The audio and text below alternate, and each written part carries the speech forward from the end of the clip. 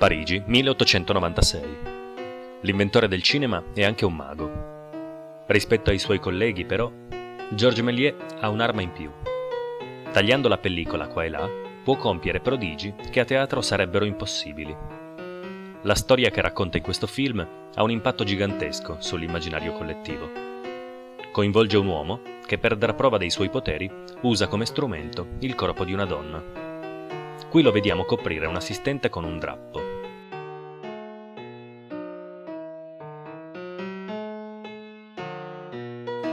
Quando lo toglie, lei è sparita.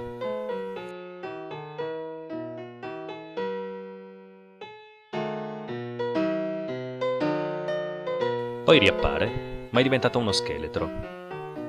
La scena verrà rielaborata 10, 100, 1000 volte. Questa è la storia dello strano potere che si esplica con la sottomissione di una donna.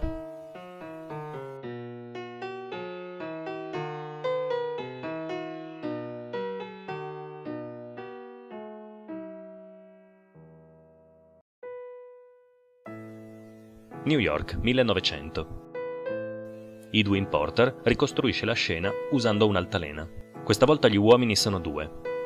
Uno fa sparire una donna, l'altro ne fa riapparire lo scheletro. Il salto della pellicola consente spettacoli ben più truculenti. A farne le spese è ancora una donna. Alfred Clark mette in scena la decapitazione di Maria Stuarda. Al momento giusto, l'attrice è sostituita da un fantoccio, ma il risultato è molto realistico. Alcuni si convincono che una donna si sia immolata per il film. Col tempo, le storie si arricchiscono di particolari. In questo dramma di amore e morte per uomini soli, Méliès costruisce una bambola un pezzo alla volta.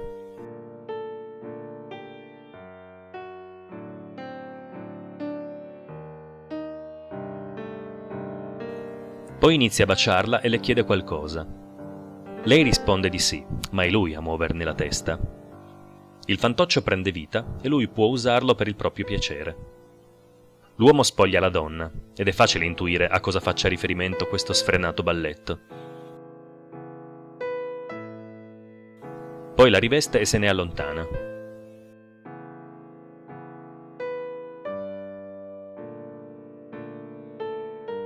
Dopo qualche istante, la assale alle spalle come farebbe un brigante. Prima la chiude in un sacco, poi la fa letteralmente a pezzi.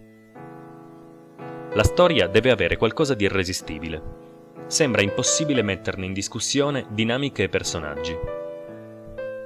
Neppure Alice Guy Blache, la prima regista donna, si azzarda a invertire i generi. In questo suo film è ancora un uomo a far sparire l'assistente, non prima di averla trasformata in uno scimmione.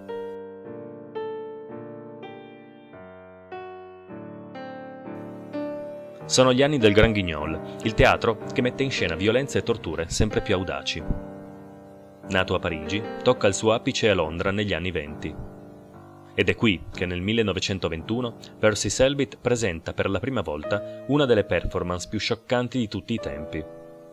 L'illusionista immobilizza una donna legandola con delle corde. La chiude in una bara che sega in due da parte a parte.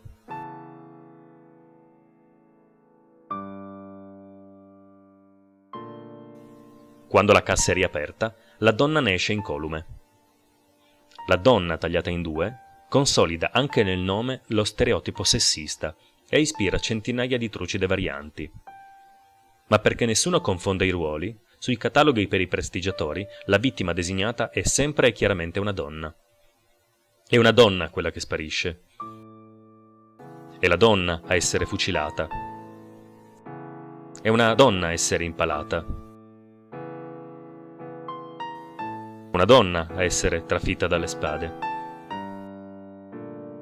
Certo, siamo all'inizio del XX secolo. Lo stereotipo fotografa una società patriarcale dove il suffragio femminile è stato appena concesso. In quegli anni le sostenitrici del voto alle donne vengono trattate come pericolose terroriste.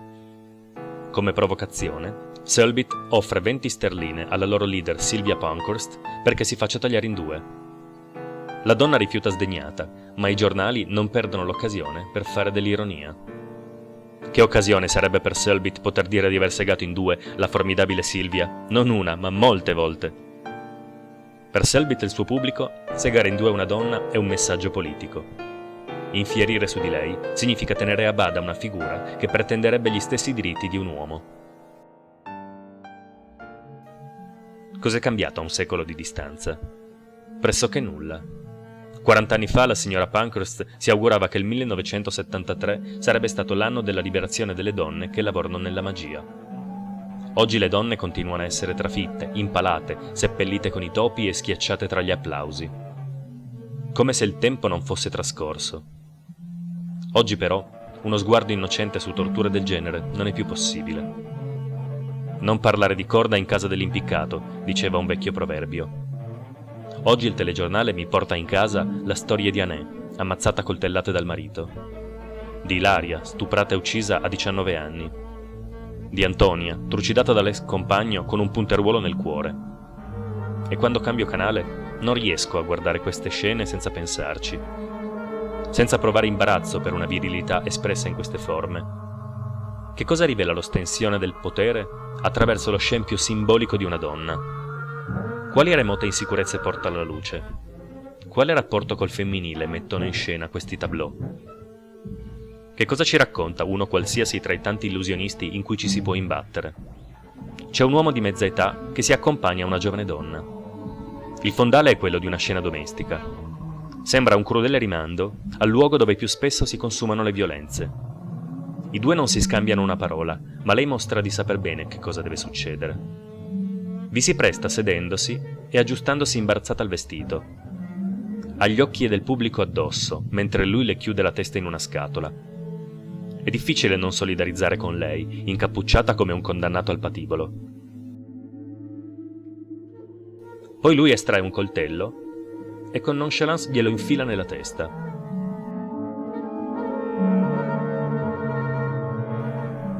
Non c'è un prima e non c'è un dopo.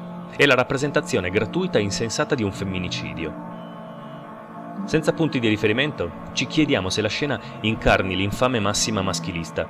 Quando torni a casa, picchia tua moglie. Tu non sai perché, ma lei sì.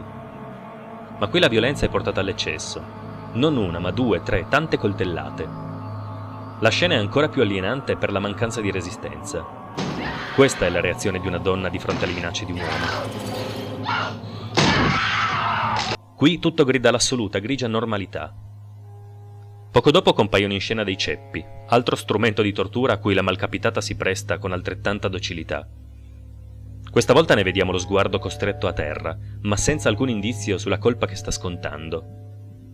Una spada ne trafigge il collo, poi le braccia. La ragazza ne uscirà indenne, ma siamo sicuri che la lama non abbia lasciato ferite? Mi torna in mente Lorella Zanardo e il suo documentario Il corpo delle donne. Ci si può fare infilare sotto un tavolo di plexiglass. Si può assumere la funzione di gambe del tavolo, passare molto tempo lì sotto accucciata, mantenendo la leggerezza di un gioco, senza che da qualche parte recondita del nostro corpo non si produca una ferita. E cosa sentiamo noi di qua dello schermo? Lì alla TV c'è una donna che un uomo sta mettendo al posto delle gambe di un tavolo. Neanche Lucy Fischker crede che si tratti di un gioco. In un articolo sul ruolo della donna nella magia si chiede: ma se l'uomo avesse voluto solo giocare con la donna, perché ha concepito una tale camera degli orrori? Al termine della rappresentazione, la giovane sa che gli applausi sono per l'uomo. Lei è solo un oggetto di scena, un corpo da profanare per il divertimento di chi applaude, lo strumento che conferma il potere di un uomo. Scene come questa si ripetono tutti i giorni sui palchi di tutto il mondo. La dinamica è entrata così profondamente nell'immaginario da non sollevare alcuna obiezione. Non uno spettatore che si alzi a gridare quanto siano becere fuori dal tempo le dinamiche rappresentate. Che cosa ci intrappola dentro storie così violente e volgari? Il punto non è proibire la messa in scena del femminicidio. Forse però abbiamo bisogno di parole che offrano storie più raffinate. Edgar Allan Poe scriveva che la morte di una bella donna è senza dubbio l'argomento più poetico del mondo. Il corvo, della sua più nota poesia, tormenta il suo protagonista.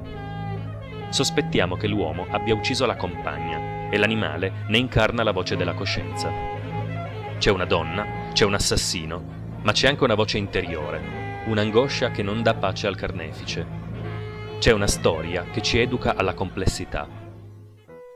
Non c'è preclusa neppure l'opportunità di giocare con questi temi, ma la ricerca del giusto equilibrio è difficile. Loredana Lipperini scrive che giocare con i simboli e gli stereotipi presuppone una consapevolezza potente e granitica del gioco medesimo. Gli esempi sono pochi. Nella nave della morte, Orson Welles e Marlene Dietrich mettono in scena una rappresentazione ricca di raffinate e ironiche sfumature. La donna consente a farsi segare in due, mantenendo un innaturale sguardo sornione.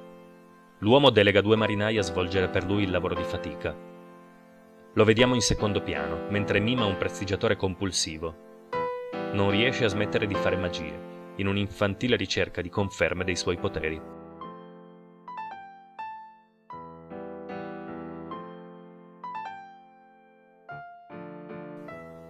Completato il taglio, la donna scoppia a ridere. La lama le ha appena fatto il solletico.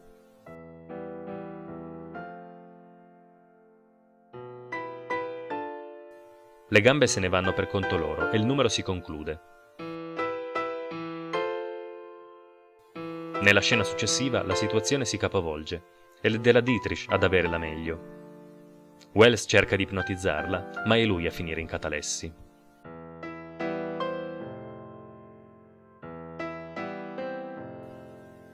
Poi c'è chi ha scelto lo shock per denunciare la crudeltà dietro questi spettacoli. Gli illusionisti di Las Vegas, Penn and Teller, hanno portato nella magia quello che Quentin Tarantino ha portato al cinema, una violenza così eccessiva da diventare parodia di se stessa. Quando i due mettono in scena la morte di qualcuno, questa è irreversibile, come la morte vera. In una recente esibizione, segano in due una donna e non si sognano neanche di ricongiungerla. Come nella pornografia, la scena è iperreale e lo spettacolo talmente truculento da essere vissuto come un pugno nello stomaco. Come fa notare Francesca Coppa, Penn and Teller costringono gli spettatori a fare i conti con l'insensata crudeltà del numero, ma ancor più con la crudeltà che contraddistingue il pubblico stesso. Ti rendi conto di quello che applaudi? Sembrano chiedergli con le loro performance. Oggi non c'è più concesso uno sguardo ingenuo. Dobbiamo interrogarci a fondo sulle storie che raccontiamo e provare a raccontare storie diverse. Come scrive Yahya Caputo, siamo in fondo animali narranti. Ignari delle nostre storie, smemorati di racconti, ci condanniamo ad assistere atterriti al dispiegarsi di una violenza che, se non viene educata o sublimata, ha il volto dell'ordinaria barbarie quotidiana del nostro tempo. È ora per noi uomini di resistere a tale barbarie e strapparci dalla carne il richiamo della violenza e il gusto della sopraffazione. Sarebbe l'unico potere di cui andare fieri.